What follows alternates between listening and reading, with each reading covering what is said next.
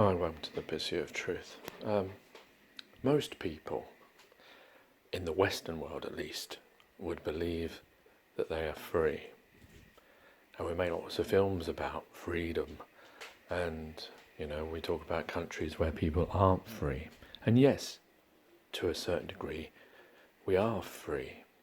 We do have some freedoms, especially when it comes to freedom of expression or freedom of thought, compared to some countries where you're arrested for saying things against the state. So we are lucky in that respect.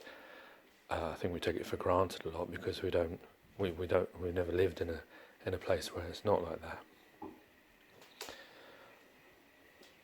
But we're not really free because we have to produce passports, we have to do visas to go to different parts of land that is not really owned by anyone really. It's all equally ours as human beings. No one really has the right of possession, and everyone lives, and everyone who lives dies, and they can't take anything with them, and they have no ownership as such. This is just a human construct, a game of life instructional rule.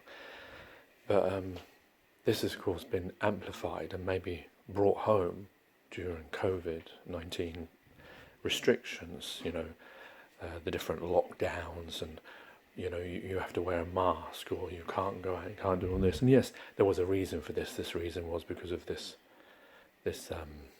COVID-19.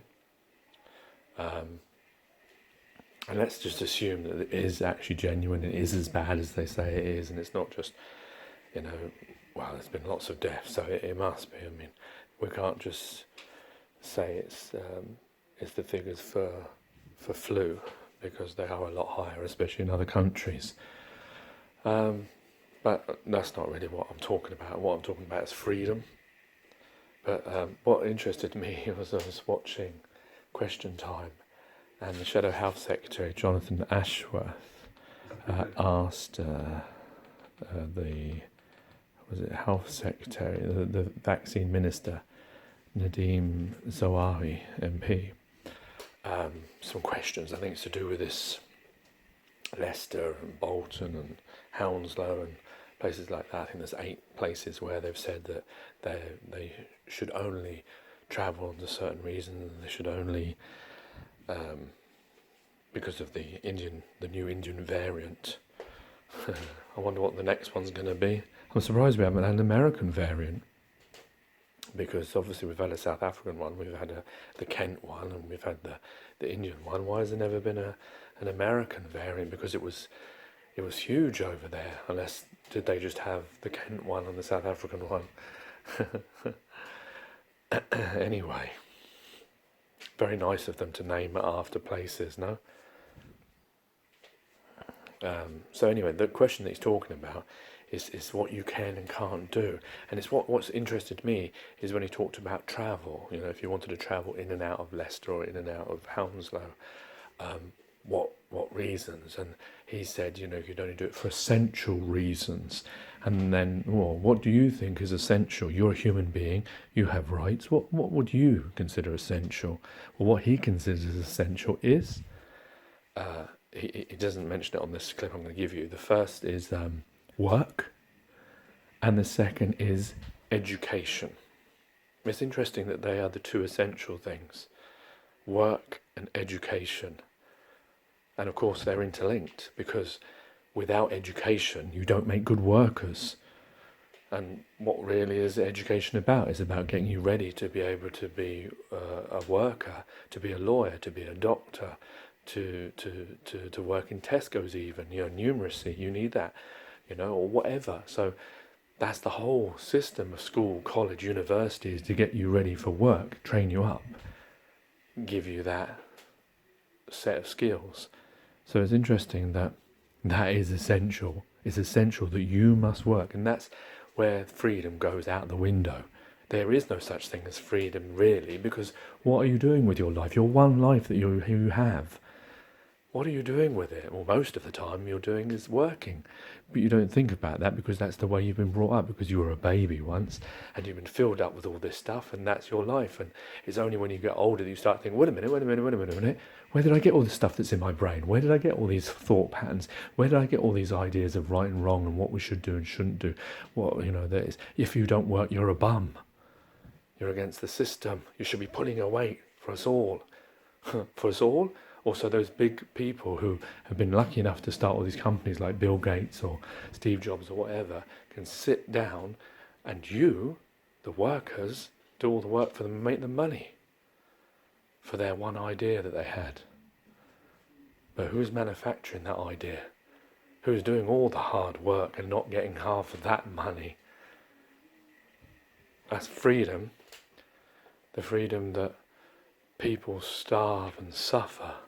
That's freedom. Anyway, here's the clip, so you can hear it for yourself. This is your freedom. In Bedford and Blackburn and Bolton and Burnley and Kirklees, Leicester, of course, his own patch, and in Hounslow and North Tyneside. The one thing I would urge, and I spoke to the Metro Mayors this morning, the M10 Metro Mayors, is that we all work together and take the politics out of this. I think our constituents deserve that. Essentially, as I said in my opening statement, what we're asking people to do in those affected areas is to be cautious, is to be careful. So on visiting family that he asked about, meet outside rather than inside where possible. Meeting indoors is still allowed in a group of 6 or 2 households, but meeting outdoors is safer. Meet 2 meters apart from people you don't live with unless you have formed a support bubble. This includes obviously friends and family you don't live with. So yes, people can visit family in half term if they follow social distancing guidelines. The guidelines include specific sections on meeting friends and family. Avoid travelling in and out of the affected areas, as the Prime Minister said on the 14th, unless it is essential, for example, for work purposes. The whole... There you go. There's your freedom. Your freedom is what is essential in your life. Isn't your family, isn't going to a funeral, isn't going to see someone who's sick, isn't going to see your parents or your children, isn't going to play a bit of football in the park because your child lives, or your parents or whoever lives in a different location. What is essential is work. We don't mind you having the risk of catching this horrible disease, but you can work. Lucky fucking you. Excuse my French, as they say. But there you go. Now, the interesting thing is because COVID-19 has brought this all up and attention to most people realising that, wait a minute, our freedoms have been taken away. And of course now, all everyone wants is to go back to the way they were, not realising that the back to the way they were, you were still restricted. You still had guidelines. You still had the same thing. Why, as a human being, in your one life that you get, do you want to be restricted? Don't you want to have the freedom to travel anywhere that you like? Don't you want to live in a world where everyone doesn't suffer, that everyone has food, that everyone has a home, that everyone has the love and kindness of each other? Because if we lived in that kind of world, there wouldn't be crime and all these other things. Yeah, not with the people that we've got now, but in generations' times, we wouldn't have racism, we wouldn't have all those things if we didn't have borders, divisions, boxes to put ourselves in. You're black, you're white, you're this, you're that, you're American, you're Chinese, you're Russian. I must not like you. I must be your friend because you're American, you're European, etc., etc. Who wants to live like that? But that's the way that we're brought up to live. And anyone who questions it is, oh, can you think of anything better? That's not the point, is it? The point is there is something definitely better, isn't there? And it isn't unimaginable and it isn't unthinkable. It's just we choose to live in the way that we are, keeping our forefathers' dream alive and keeping ourselves in a hamster wheel to work. And why do we work? Not mostly because we want to. Some people, luckily, they have things that they like to do. But most of us work to get money to be able to purchase the things. And that keeps us in that ever-going cycle, isn't it? It's a bit like a heroin addict and heroin. Just that circle, keep going around, keep going around.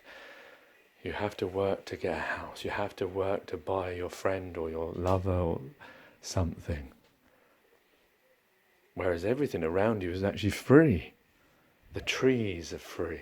All the material that make everything that we have is free.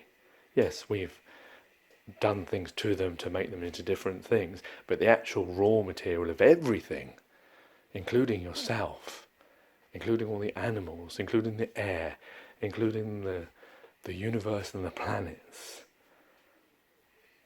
was all free until we put a price tag on it, until we put restrictions on it, until our freedom was taken away. Take care, take it easy. God bless and peace.